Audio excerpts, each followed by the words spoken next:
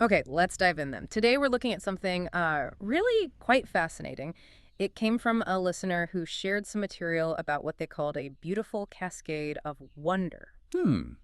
Yeah, it's all about these unexpected links, between how bubbles form, the shapes of numbers and letters, and even like the basic ways we move and experience life.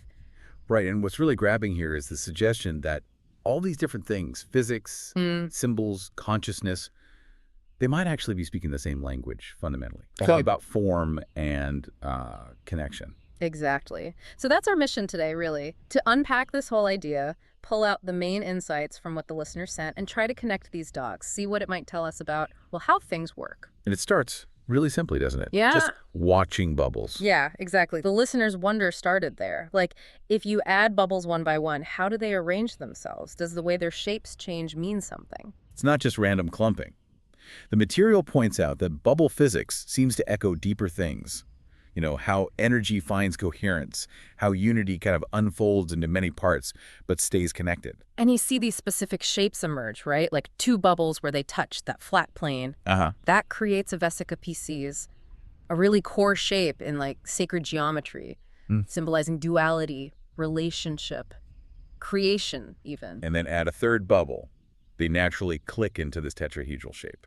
The simplest 3D structure, the most stable one, seen as a root for those platonic solids, often tied to, divine structure or the first act of creation in symbolic terms. It's really something. And if you get six perfectly around a central one, you get the seed of life pattern, another big one in sacred geometry. It's pretty amazing how basic physics just makes these symbols appear. So a single bubble in the air is always a sphere. But if they touch each other, they can save material for both of them by sharing a common wall. And so they do. If they can save surface area by taking advantage of their environment, they will. So when you've got just one bubble, the sphere is the most efficient shape. But as we add more bubbles, we see the geometry changing. So in this case, we've got 4 bubbles, and you can see them meeting at a point. But put a shape in the middle, we don't get a spherical bubble. We get, in fact, a little tetrahedron. With 4 faces, they're not exactly flat, they're parts of spheres. But each time, the bubbles are trying to find the most efficient shape for the arrangement of bubbles. So now we've got 6 bubbles, we've got a little cube appearing in the middle. This is nature's laws at work. The universe is always trying to find the most efficient solution it can. And as we pop them, the bubbles change, finding the most efficient, until we're left with a sphere again. It has no choice. Yeah, it's like the act of connecting, even physically, just generates this kind of fundamental geometric language. Which is a great lead-in to the next part of this material, the shapes of our numbers. Could the way we actually write 1 through 9, could that somehow echo these natural movements, these geometric truths? Well, the material explores that possibility. It walks through them, suggesting a link between the form and the idea, like just a single vertical line, Right. echoing the idea of the monad, unity, or maybe that connection between heaven and earth, that verticality. And 2, it's curved, it's open, suggests reflection maybe, relationship mirroring. Then 3, with its double curve, Mm-hmm. suggesting expansion, flow, maybe that dynamic of the Trinity. 4 is where you get corners. Structure, foundation, Mm-hmm. maybe the material world coming into form, stability. Uh-huh. And 5 starts to break that earlier symmetry, gets linked to life, to change, even the human body, with the head and 4 limbs. Interesting. 6 curves inward, like containment or gestation. Nurturing, maybe? While 7 kind of juts outward, No. representing initiation, perhaps, the seeker stepping onto a new path. Then 8, that's the classic infinity loop, isn't it? Balance. Right. And 9 brings it back around, a spiral returning, suggesting completion, transcendence, coming back to the source, but maybe at a higher level. Now, obviously this isn't presented as like hard scientific proof. No, it's more of a what if. Are these shapes just historical accidents? Or could they hold these subtle echoes of how things naturally move, like water flowing or spirals forming?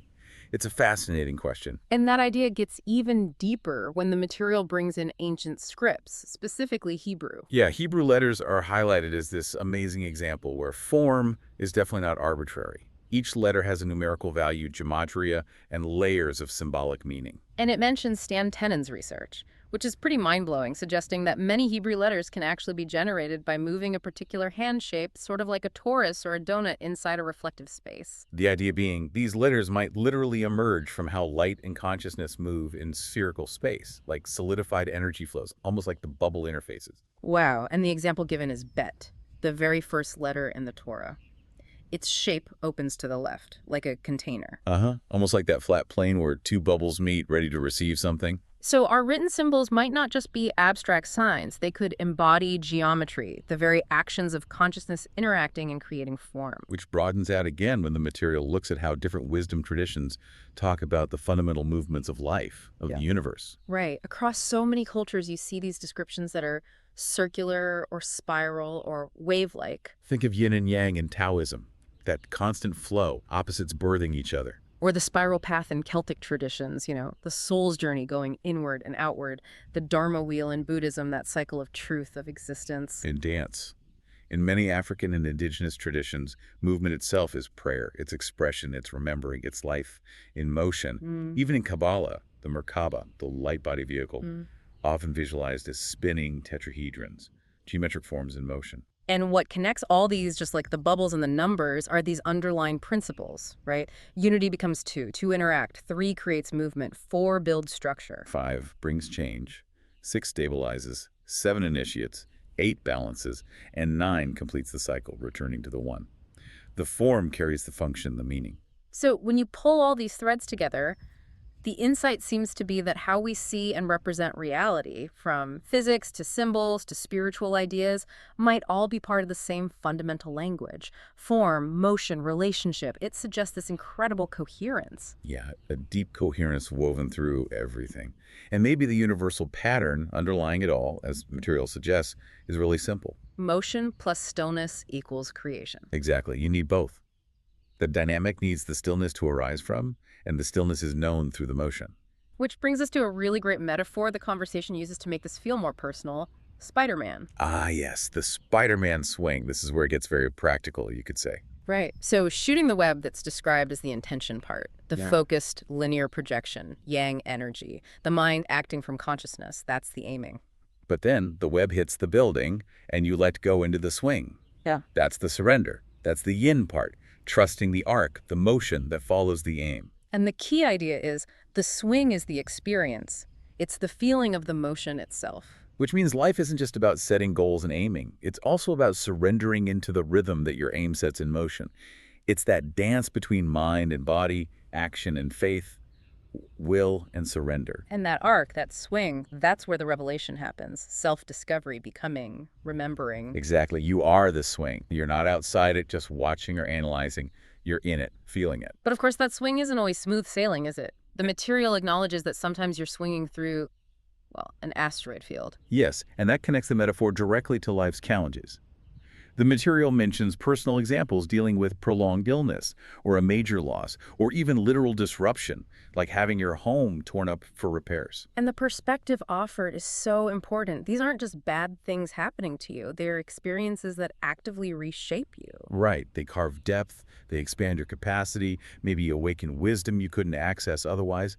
The core message is that nothing in the swing is wasted. Even the difficult parts. The swing through challenges is part of the refinement. Like, illness might force you to slow down, feel your body's rhythm. Loss might crack open those veils. Changing your floors might symbolize finding new inner ground. It really emphasizes that the tough swings serve the same ultimate purpose as the easy ones. They're all part of unfolding, becoming more fully yourself. And going through these intense times seems to lead, in this account, to a deeper awareness of stillness. A tendency to just dwell there more often, linked to presence, the power of the now. And what's really key is how stillness helps process the tough stuff. It seems to be about letting go of the stories we build around the feelings. Ah, right. The material really points to the story as the thing that keeps those thought-feeling loops going, keeps us stuck. So the process described is, it sounds simple but powerful. In stillness, just feel the feeling, without the narrative driving it. And without that story fuel, the feeling can just be felt, fully experienced, and then it can release, finish its song, as the material puts it, and dissolve back to source. Yeah, letting go of the story breaks the cycle. It stops feeding the loop. So then what happens when you do that? When you step out of the story, allow the feeling, what comes up? Well, for the person who's experienced Spark this, the feeling bubbling up most often lately is described as, oh my God, I am playing with God. Wow. And that's not just a thought, it's a felt sense, carrying awe, freedom, belonging, this feeling of co-creation, joy, no separation, just wonder. That sounds incredible. And it's presented as a kind of tuning fork. Exactly. A desired frequency to tune into, to vibrate at by default. The feeling of alignment, of being home in yourself, whole. So how do you get back there consciously? How do you retune? The material points to the breath, first and foremost. Yeah, the breath is the immediate anchor, the direct line to consciousness, to the body's rhythm. And specifically deep conscious breaths, they trigger the parasympathetic nervous system, right? The rest, digest, restore system, that feeling of wholeness. It notes how getting lost in thought loops often means shallow breathing. Right. So Yeah. conscious breathing is like hitting reset, returning to safety, openness. And another practice mentioned is just closing your eyes and sensing that center within, finding that feeling of I am, which is described as feeling like both a place in the body heart or solar plexus maybe, and also like this vast expansive awareness. Which leads into another really evocative metaphor from the material, the holographic card. Oh yeah, like those shifting image cards. How does that fit in? It's used to illustrate shifting perspective between father and son, which stand for, the eternal and the temporal, stillness and motion, source and its expression. The paradox being, they seem separate, but they're actually one. Okay. So the idea isn't to pick a side of the card. It's about learning to consciously tilt your perception. Each tiny shift in angle reveals a different facet of the whole picture. And crucially, a different facet of yourself reflected through that whole. It's presented as this playful exploration. And how does that connect back to the Spider-Man swing? Well, the different angles you catch on that holographic card, Yeah. the different ways you perceive yourself in reality, they actually create new arcs for the swing. The intention you cast, based on that particular angle of perception, sets a whole new trajectory, a new journey. Ah, I see. So the angle determines the swing. Kind of. And your heart is seen as that holographic center, containing the blueprint for your whole being, for all possible swings in a way. It's like consciousness threading through itself recursively. That's a good way to put it. Every angle you cast your awareness from is both seeking something and revealing something, projecting and receiving. The swing isn't just moving. It's like catching a specific harmonic of yourself from the universal orchestra and then becoming the knowing of that harmonic in the swing. That's deep. The Right. material also uses a pocket watch analogy. Yeah, the inner workings. Different parts of you, mind, heart, breath, are like different sized gears, moving at different speeds, but ideally all synchronized. Working together for the journey. Right, and the central axis, the pin, everything turns around, that's awareness, keeping it all aligned. And for the listener sharing this, the gear that feels like it's turning most noticeably right now is embodying abundance. Embodying their abundant nature, yeah. Not just as an idea, but feeling it, living it as the rhythm of their being. Abundance is presence. How does that work in practice? The description of manifestation is interesting. It is. It uses a desire, like visualizing a beach home, not just as a goal out there, but as a tuning fork now. Right. The aim is to catch and fully inhabit the feeling of already having it, already being the person who lives that reality. It's about becoming the meditation, letting that future state happen through you in the present. So it's really about the feeling. Feeling the smile, smelling the ocean, hearing the waves, tasting the coffee. Exactly. It's visceral. It creates this coherent emotional signature, a frequency that your whole being recognizes as home, as real right now. It generates this field of resonance. Imagination as a sacred instrument, the material calls it, or a garden. Yeah, tuning you to the dimension where your soul already is complete.